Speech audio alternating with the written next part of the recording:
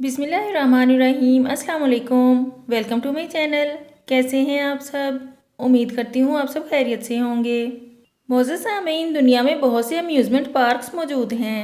इन parks में मौजूद तरह तरह के अनोखे झूले जिनका मकसद लोगों को ज़िंदगी के खौफनाक और अनोखे तजुर्बात करवाना है, जिन्हें आप ज़िंदगी भर याद रखें। आज की वीडियो में आप दुनिया में मौजूद खतरनाक तरीन झूले देखेंगे। Number 1, giant canyon swing. मोअज़्ज़ज़ सामीन, हम में से तकरीबन हर किसी ने बचपन में झूला तो झूला ही होगा, मगर जाइंट कैनियन स्विंग नामी झूले पर बैठने से पहले आप 10 बार ज़रूर सोचेंगे।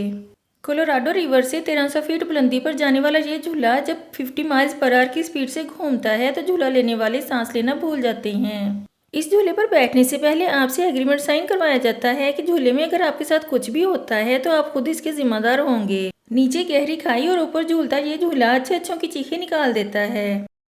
नंबर 2, किंगडा का roller coaster.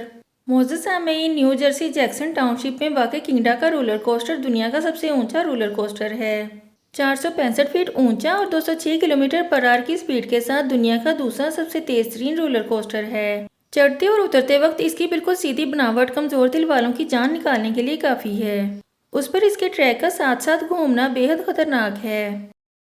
Number 3, sling shot ride.